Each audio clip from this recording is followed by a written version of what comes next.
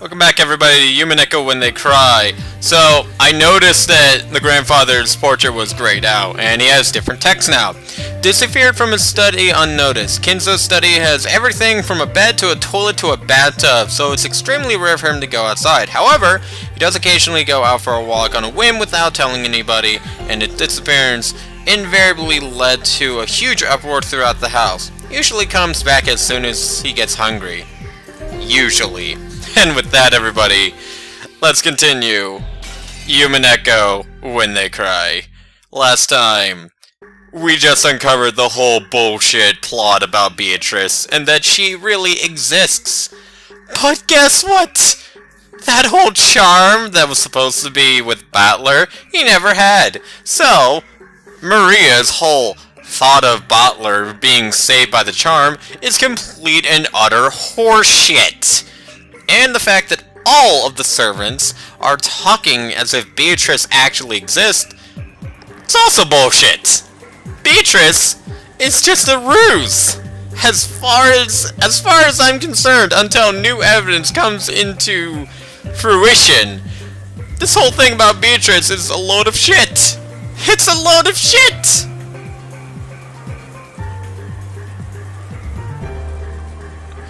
Sure.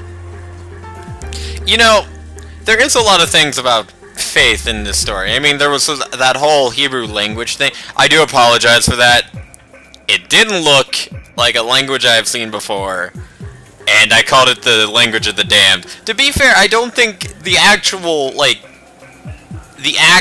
text on the blood circle was Hebrew. Like, I just think 07 said it was Hebrew. But, yeah.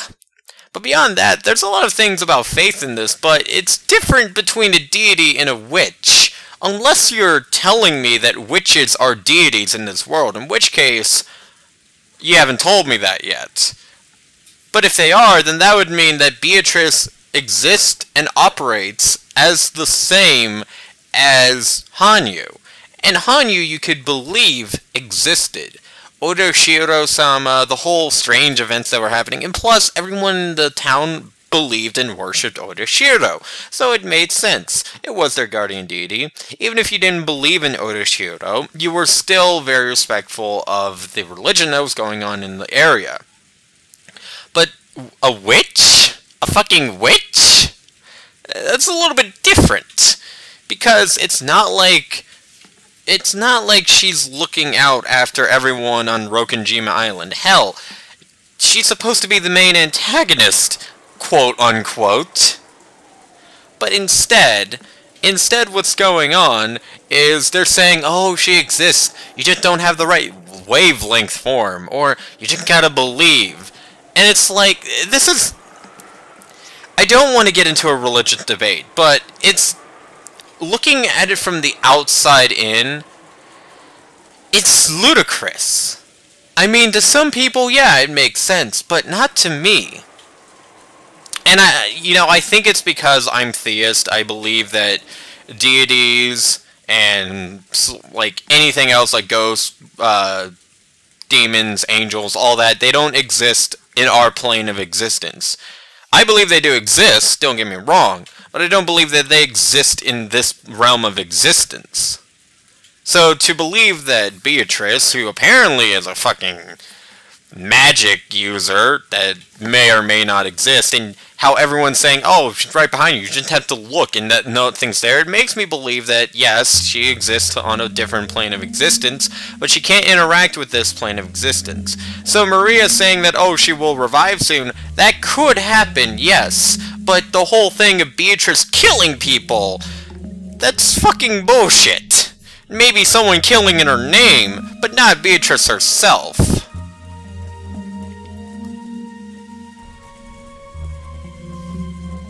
Of course she fucking changes. This is a fucking, like, re-character imagination of Rika.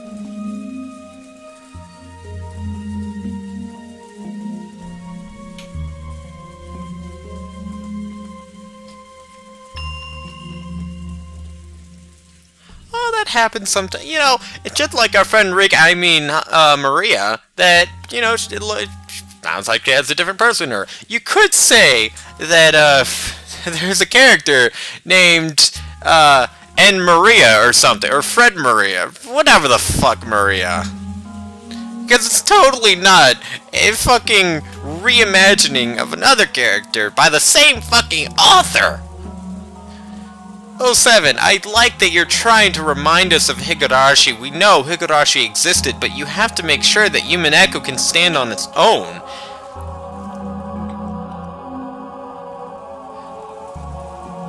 Instead of creating, like, yes, this is a new setting, new characters and everything, but essentially it's almost the same plot. Replace Odoshiro-sama's name with Beatrice. Replace Rika and Satoko with Maria. Replace Mion with Jessica. Replace Rena with Shannon. Replace Kiichi with Butler. Replace characters like Irie or who else?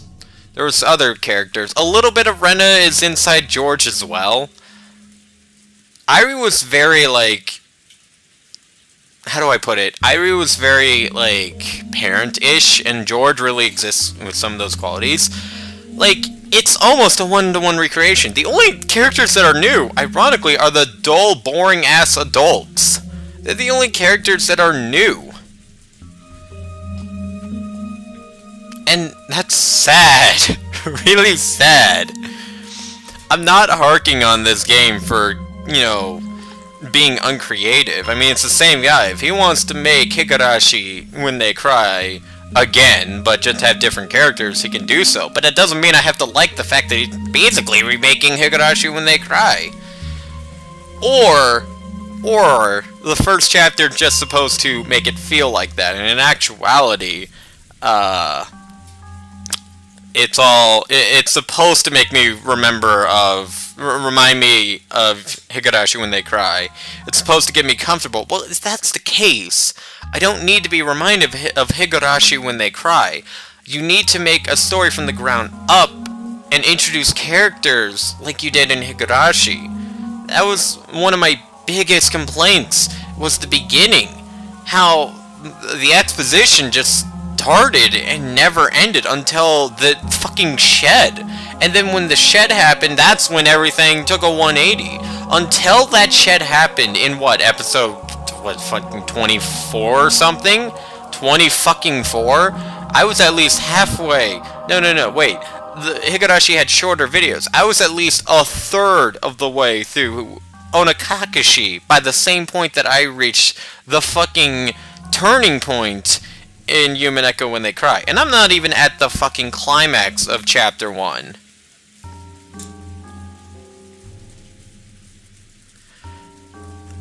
And I know a lot of people in the comments are going to disagree with me on that he's completely rehashing Higurashi When They Cry. But as someone who really enjoys Higurashi When They Cry, and who's reading this, I can't help but notice the parallels. Odashiro, Beatrice, Maria and Rika, Butler and Kiichi, I mean, not even, like, taking away the characters, you still have the plot of Odoshiro-sama's curse, which could just be recreated into Beatrice's curse. And because Beatrice is cursing people, they're winding up dead, just like Odoshiro.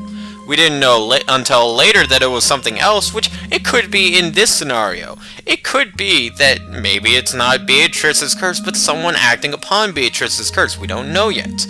But the fact that the same fucking thing is being used to cover up murders, or to explain murders, it's... why?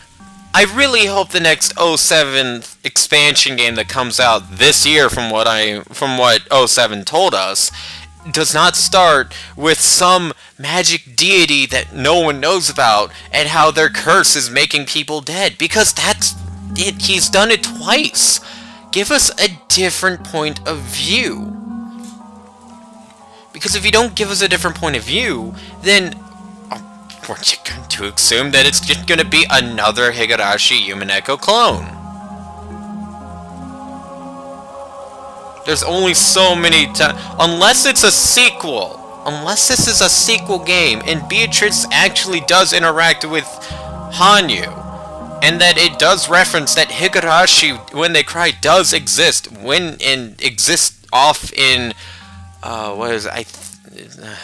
I don't know where Higurashi exists. I mean, I know in real life, Higurashi takes place in, what was it? Shirakawago? It's around the Kanto region, because they mentioned the Kanto region. Look, all I'm saying is, please, don't let the next When They Cry start off with a chapter about X's curse. Because X can be replaced with Orishiro, it can be replaced with Beatrice, and while this is his second novel, it feels lazy. It feels lazy. And I know people have read this, they've watched the anime. Hell, my friend is like just hardcore just going through the visual novel that I actually gifted him this visual novel on Steam. And he is just tearing through that. I bet you that he'll tell me that, no, it's not like Higurashi. Well, if that's the case, then why is the first one like Higurashi? I know you're trying to reference it, but you can reference it with more tact rather than just rehashing the exact same plot. Yes, it's not the same plot as Onakashi. Onakashi's plot was Keiichi thinking that his friends were trying to kill him, whereas this one, we're thinking that someone in the house is trying to kill us, and it might be one of our friends. Okay, well, I guess it is almost the same plot, it's just that we don't know who it is, whereas in Higurashi, we suspected it was Mion and Rena. Point of the matter is, fucking Orishiro's curse, Beatrice's curse, characters looking alike. The only difference is the amount of fucking rain. I mean, this would make Totogoroshi blush. Holy crap.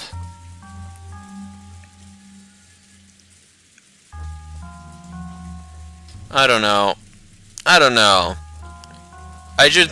We'll see how it goes. I'm definitely going to continue Let's Playing this, but I really, really hope that Chapter 2 is going to be different than Higurashi. And if it is, that's great. If it's not, well, I mean, at the very least, they're copying a book that I know. And now I'm beginning to read again, and they're still talking about dual personality.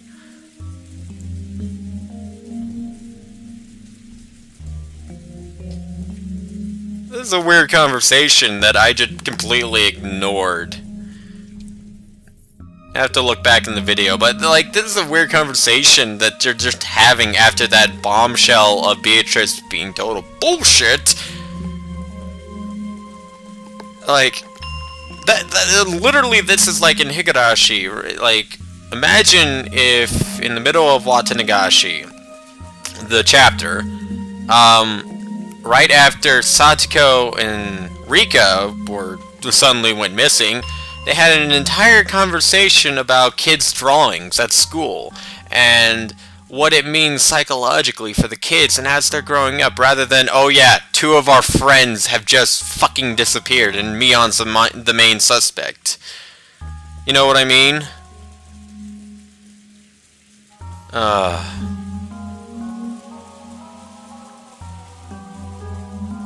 And also they said that hold on, what was all that again?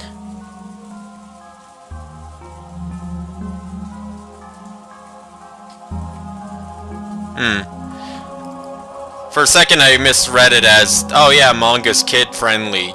Have you read the Higurashi manga? Have you read this game's manga? I have not read this game's manga. People wanted me to play this game blind, so, you know, I can't exactly watch the anime or anything. I'm actually gonna bullshit you guys on that. I am gonna read the manga after I complete each chapter, like, when I complete the chapter of Umineko When They Cry, Chapter 1, oh, I'm gonna go and read the manga of Chapter 1. You can bet your ass on that. Same thing with Chapter 2. As soon as I'm done with the visual novel of Chapter 2, I'm going to watch the anime episodes of Chapter 2, and I'm going to read the manga of Chapter 2. Eventually, I can play Golden Fantasia.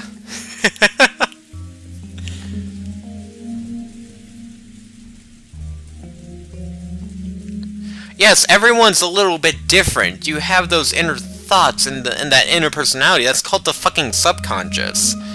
But what Maria is experiencing is completely fucking different. Alright? Maria is experiencing Rika disorder. I mean, dual personality disorder. Am I being a little bit too harsh on the whole Rika thing? Is it sinking in that this character is a one-to-one? Actually, hold on. Okay, so no, they haven't changed anything. I thought that there would have been some different information on her.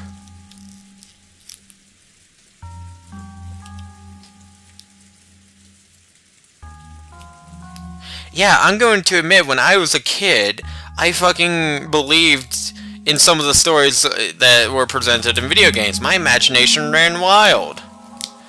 There was a time when I believed that I was, like, similar to Link because of The Legend of Zelda. However, in the case if my whole family started getting slaughtered on this island that's raining for fucking ever, I wouldn't suddenly feel like, oh, well, you know, it's just this because, oh, I played it in a video game once. I would be terrified. There are limits, and Maria's definitely not showing any of those limits. She's showing the exact same characteristics that Rika had. But the difference is Rika had hundreds of years, almost maybe even 1,000 years of dying repeatedly. She's seen it all. It's no longer shocking to her. Yeah, it's pretty fucked up when you first read it that, oh yeah, Rika's like, hey, if the cats come, if the angry dog comes to, like, kill the cat, let me know and I'll protect the cats or something. Because you realize she's trying to tell you in some way, shape, or form that I know what's going on. But honestly, like, Maria shouldn't be doing this. She should be scared. She should be like, oh my fucking gosh, my mother is dead. Other people are dying. She's just a little kid. Compare her reaction of her mother being dead to that of Battler, or the other children, for example. The other children, like, for example, Jessica's right here. Like, Jessica was screaming, was crying. Battler was cursing. George, his parents didn't die, but the love of his life died. They were a train wreck. What did Maria do? Ooh, Mom's dead? And that's it? There was no tears. There was no crying. The person who cared for you, raised you, and took care of you is dead, and oh well, fuck it. That's basically what happened. That tells me that Maria is not who she said she is. Maybe she knows a little bit more about the occult than she's leading on.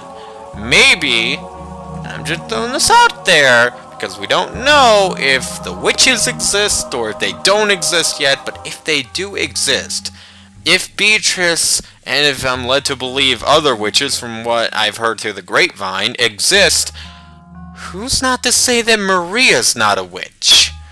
It would make sense.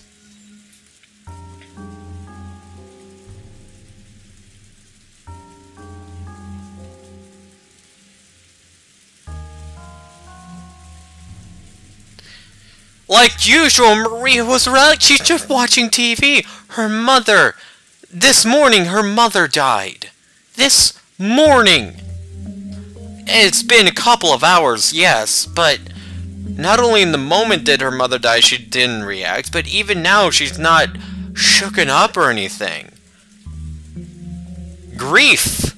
Grief goes through 5 stages. 5 stages. It starts with anger. Even for a little kid, they would throw a tantrum. They would be crying. I am very fortunate and glad enough to say that I have never witnessed anyone personally close to me who were kids who have found out that their parents were dead. But I myself have gone through the stages of grief when a loved one has died themselves, and I myself have felt that. I was 7 when my grandfather died, so I know what it's like.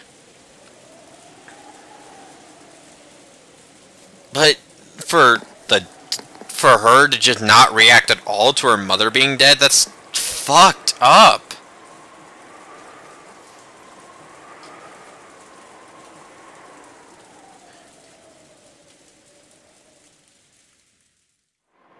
This episode took a dark turn.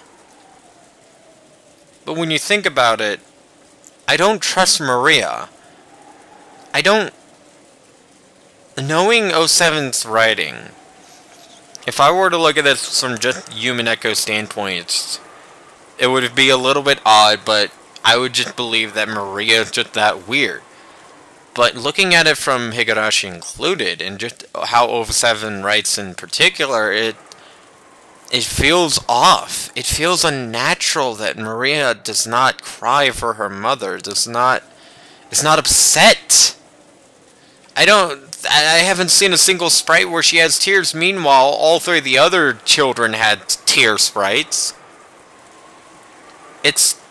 She would be the one who would be the most likely to be traumatized by everything that's going on. But she's not. And I'm going to leave you guys with that. So next time on Let's Play Umineko When They Cry, we'll continue this. Until then guys, I will see you then.